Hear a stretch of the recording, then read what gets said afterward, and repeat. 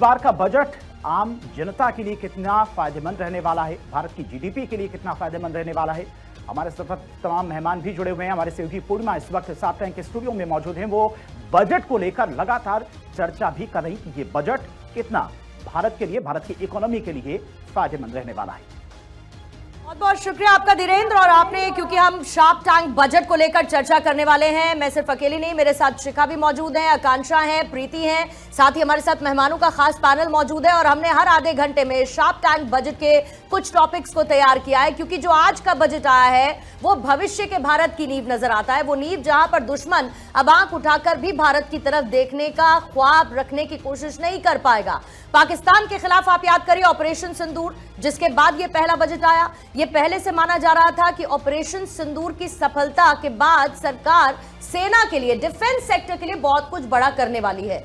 आज जब वित्त मंत्री ने ये करके दिखा दिया है और कुल मिलाकर रक्षा मंत्रालय 7.8 लाख करोड़ का आवंटन डिफेंस के क्षेत्र में कर चुका है, जो कि पिछले साल के 6.81 लाख करोड़ से काफी ज्यादा है। रक्षा क्षेत्र में मजबूती का संकेत ये देता है शिखा, और मॉडर्नाइजेशन पर भी फोकस किया गया है। बिल्कुल, और मॉडर्नाइजेशन के लिए लगभग 2.19 लाख करोड़ जो है वो आवंटित किए गए हैं, जो कि पिछले साल के लगभग 1.80 लाख करोड़ से बढ़ करके अब ज्यादा है। और इस बार के बजट में स्वदेशी पर फोकस पूरी तरीके से किया गया, ताकि अगर युद्ध की स्थिति अगर पैदा होती है तो भारत को किसी से हथियार खरीदने की जरूरत भी ना पड़े।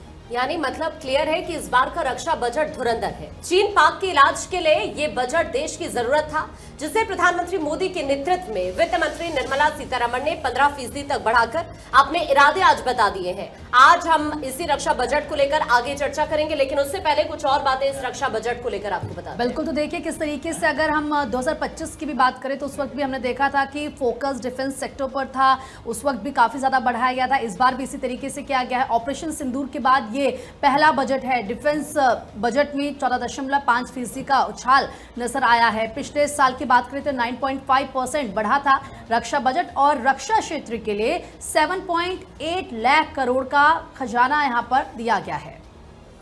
सेना का आधुनिकीकरण यानी कि उनका मॉडर्नाइजेशन होगा, उसके लिए अलग से आवंटन किया गया है। बजट में जो नए हथियार हैं वो खरीदे जाएंगे। सारे के सारे देखिए ग्राफिक्स आपके सामने हैं, और इसलिए मेहमानों से आपके इंट्रोडक्शन कराते हुए फौरन चर्चा की शुरुआत करेंगे। और खास फोकस जिस पर हम इस सेगमेंट में चर्चा करने वाले हैं वो डिफेंस सेक्टर रहेगा। हमारे साथ वीपी सिंह साहब हैं, आप इकोनॉमिस्ट हैं, आपका बहुत बहुत स्वागत करती हूँ। Captain I Singh defence expert के तौर पर हमारे साथ मौजूद हैं। Doctor Sunil Kaushik ji senior journalist हमारे साथ मौजूद हैं। सर्वेश पाठक जी भी सीनियर जर्नलिस्ट हैं, आपका स्वागत करती हूँ। लेकिन कैप्टन साहब आपके साथ शुरुआत करूंगी, क्योंकि रक्षा बजट में 15 to 16% की बढ़ोतरी और मॉडर्नाइजेशन, क्या आपको लगता है कि जो जरूरत है आज की तारीख में, बदलते जियोपॉलिटिकल ऑर्डर में तमाम कंट्रीज युद्ध में घुसते घुसते नजर आ रही है या फिर उसके मुहाने पर खड़ी हुई है, ऐसे में भारत आज की जरूरत के हिसाब से डिफेंस सेक्टर पर फोकस ना करता, ऐसा मुमकिन नहीं था या ये फीजिबल भी नहीं होता, मानते हैं आप?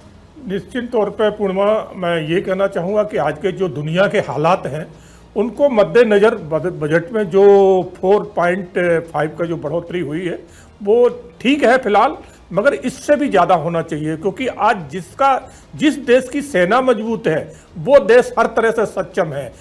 एग्जाम्पल आपके सामने अमेरिका बार बार दे रहा है, जिस तरह से उसने वेनेजुला के राष्ट्रपति को ताकत के बल पे उठा लिया रातों रात, और अब वही दबाव ईरान पे डाला जा रहा है। तो आज अमेरिका हर तरह से सक्षम है, उनके पास अच्छे इक्विपमेंट है, अच्छी मिसाइल्स हैं, उनके पास अच्छे एयरक्राफ्ट हैं। तो ये सब चीजें जिस देश के पास है वो देश हर तरह से सक्षम है। तो इसलिए सेना का बजट जो बढ़ाया है, मैं ये नहीं कहूंगा कि कम है, ठीक है, मगर सेना को सिक्योरिटी ड्रिवन बजट है ये शिखा। बिल्कुल सुनील जी, जब भी रक्षा के क्षेत्र की बात होती है, प्रधानमंत्री मोदी कहते हैं आत्मनिर्भर भारत बनेगा, और डिफेंस के सेक्टर में हम धीरे धीरे और ज्यादा आगे बढ़ेंगे। अब तक हम लोग इंपोर्ट करते रहे, लेकिन अब हम धीरे धीरे इस स्थिति में भी आ रहे हैं कि एक्सपोर्ट कर सके। खासतौर पर जो ड्रोन सिस्टम्स हैं वो बहुत विकसित हो रहा है इस समय भारत में। ऐसे में 15% का जो इजाफा है लगभग, ये एस्टिमेट किया गया इस बार के बजट में। क्या लगता है किस तरीके से इस पर काम होगा और कितना वक्त लग जाएगा पूरी तरीके से सशक्त बनने में? देखो, पिछले 2 या 3 साल का हम समीक्षा करें तो निश्चित तौर से आप पाएंगे कि हम लोग एक्सपोर्ट भी करने लगे हैं, और 1 लाख करोड़ से ज़्यादा यदि हम एक्सपोर्ट कर रहे हैं तो निश्चित तौर से हम व्यापारिक रूप से भी इसको देखना चाहेंगे। रक्षा के हिसाब से नहीं कि हम अपने देश की रक्षा करेंगे। मुझे जहाँ तक लगता है सरकार ने देखा है कि हम इसका व्यापार कैसे करें, और जितने भी बड़े देश हैं आप देखेंगे कि केवल हथियार बेच करके ही अपनी इकोनॉमी को बढ़ा रहे हैं। अधिकतर आप अमेरिका और चाइना को देखेंगे तो पहली बार हमारा देश है तो लगभग 15% को छू रहा है। रक्षा बजट में इतना इफाजा नहीं होता।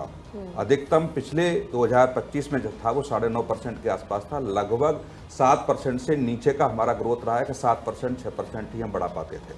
पहली बार किसी सरकार ने है तो 14% से ऊपर इस रक्षा बजट को ले गई है। लेकिन अन्य जो बड़े देश हैं उनको भी हम देखेंगे तो लगभग 20% 25% उनका रक्षा बजट बढ़ता है। उससे अभी भी हम नीचे हैं। लेकिन हाँ, ये जरूर है कि इस रक्षा बजट से एक संदेश चला गया। सीमाएं तो मजबूत होंगी लेकिन हम एक्सपोर्ट पे भी ध्यान देंगे, और जो रसिया, इजराइल, फ्रांस और अमेरिका के साथ जो जिन तकनीकी का हम उपयोग कर रहे हैं उन तकनीक का उपयोग कर करके जो हथियार हम बना रहे हैं, निश्चित तौर से उसमें भी इसकी सहभागिता रहेगी। और इस रक्षा बजट से ये बिल्कुल सीधा सीधा संदेश है कि अब हम उन देशों की बड़ी लाइन में खड़े हो जाएंगे जो अधिकतर एक्सपोर्ट के नाम पर व्यापार करते रहे। जाहिर तौर पर सर, और पिछले बजट में भी हमने देखा था, इवन पिछले बजट में बढ़ोतरी की गई थी और इस बार भी करीब 15% की बढ़ोतरी हम देखने के लिए इस वक्त हमें दिखाई दे रही है। लेकिन आपको क्या लगता है, जब अगले 5 सालों की हम बात करते हैं, भारत को मिलिट्री पावर ग्रोथ के हिसाब से मैं समझना चाहूंगी, स्थापित कर पाएगा अगले 5 सालों में? इस बजट को पर्याप्त मानते हैं? देखिए, जब छोटे छोटे युद्ध होते हैं, चाहे वो किन्हीं देशों के बीच हों, और जब उन युद्धों में जब हथियारों का उपयोग होता है तो वही मार्केट की रेट तय करते हैं और मार्केट की दशा तय करते हैं। ऑपरेशन सिंदूर के बाद जिन हमारे स्वदेशी हथियारों का उपयोग हुआ, निश्चित तौर से उसकी मांग विश्व स्तर पर बढ़ी है। तो ये सरकार की जिम्मेदारी भी बनती है कि उनको हम अंतर्राष्ट्रीय स्तर पर कैसे स्थापित करें। वो मार्केट के साथ साथ उन हथियारों को जो ऑपरेशन सिंदूर के दौरान उपयोग हुए, तो ये ऐसा अधिकतर छोटे छोटे युद्ध के बाद हम देखेंगे, 71 के बाद देखेंगे तो थोड़ा बढ़ोतरी हुई थी, 65 के बाद देखेंगे थोड़ा बहुत बढ़ोतरी हुई। लेकिन ऑपरेशन सिंदूर बड़ा युद्ध नहीं था, केवल 4 दिन का एक ऑपरेशन था। 4 दिन के ऑपरेशन के बाद हमने वो चीजें विश्व स्तर पर दिखाई जो निश्चित तौर से बहुत से देश चौंके, और जो पाकिस्तान जिन देशों की तकनीकी उपयोग कर रहा था उन तकनीक को फेलियर कर करके निश्चित तौर से हमारे देश की तकनीकी ने अपने आप को स्थापित किया है। तो ये एक अच्छी बात है। और मैं जहां तक देख रहा हूं कि जो अगले 5 साल का आपने कहा था, अगले साल हम फिर देखेंगे कि लगभग 15% या 20% बढ़ोतरी होती है कि नहीं होती है। लेकिन ये जरूर है कि एक उन देशों के सामने हमारे देश ने इस बजट में 14.5% बढ़ोतरी कर करके एक नई दिशा तय कर दी है, एक लंबी लकीर खींच दी है। एक लंबी लकीर तो खींची गई है। सर, मेरा सवाल आप ही से है, VP Singh sir. Sir, defence spending को जीडीपी के 2% के आसपास रखा गया, इसको आप कितना स्ट्रैटेजिक मानते हैं?